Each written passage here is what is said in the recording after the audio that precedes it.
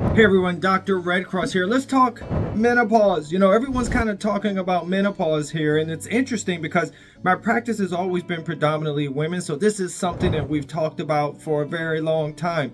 But when I have this discussion about menopause, it's a little bit different than it has been in certain stops of life.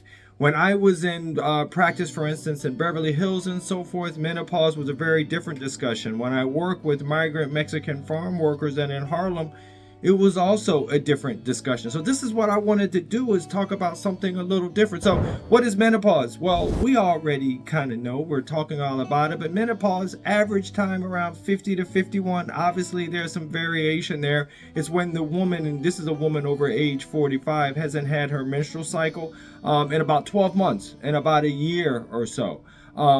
Before that, they go through perimenopause, or start and stops and that sort of thing. So those things we are aware of.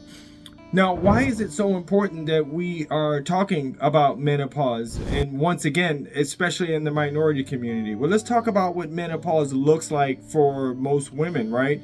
Number one symptom, you always hear about those hot flashes, which can be very unbearable. And about 80% of women actually go through them. Not all of them actually seek evaluation for them, but women are stronger than guys. If guys had hot flashes, we'd be a hot mess, believe me. But sometimes women don't complain about it. The other thing, women can also get sleep challenges because unfortunately the hot flashes tend to happen a lot at night, so it disturbs things. The other thing that typically can happen is new onset depression, right? Because this is a new phase of life. Your life is uncomfortable. There's different challenges there. And the other thing that's not always talked about is the cognitive part, right? I got a call from a very dear friend who was talking about some of this with me. And one of the cognitive things is not being able to think, but it's that brain fog, which is very, very real. Now, I started this talk by saying how it looked different in minority groups of where I practice differently. And the reason why, in this case, I'm talking to everyone, but now I'm talking to that small group there, because in the minority community, you're typically going through a longer transition period before you're really into menopause. So that can push out the symptoms. Second thing, minority groups tend to get earlier onset this sort of process going through menopause. Once again, there's a lot of hormonal and S-word stuff. I say stress when I call the S-word that plays a part.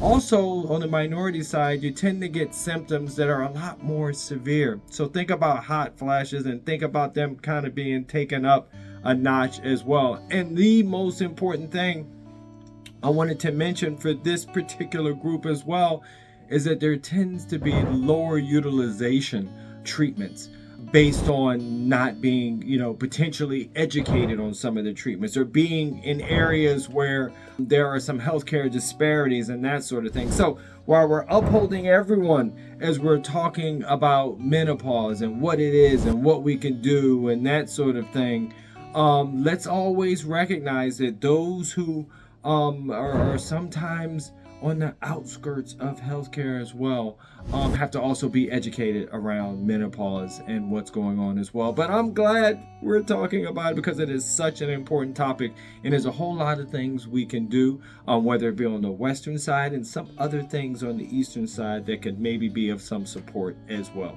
All right, take care. I hope everyone has an absolutely beautiful day. Take care. Hey everybody, Dr. Ken Redcross here. If you don't know, I love the patient-doctor relationship. It is so important. So my question for you is, who wants to live longer? We all do, right? So therefore I've written 2 books. This first book is called Bond. It's the importance of trust, respect, empathy, and communication with your doctor, because I believe if the relationship is perfect, then it will help you live longer. But how can I really make sure you live longer? Well, I decided to write a second book. This is the 15-minute Bond Blueprint. This particular book helps you go minute by minute of your 15-minute visit to make sure you get the perfect doctor relationship and visit that you all deserve to make sure we extend our healthcare journey.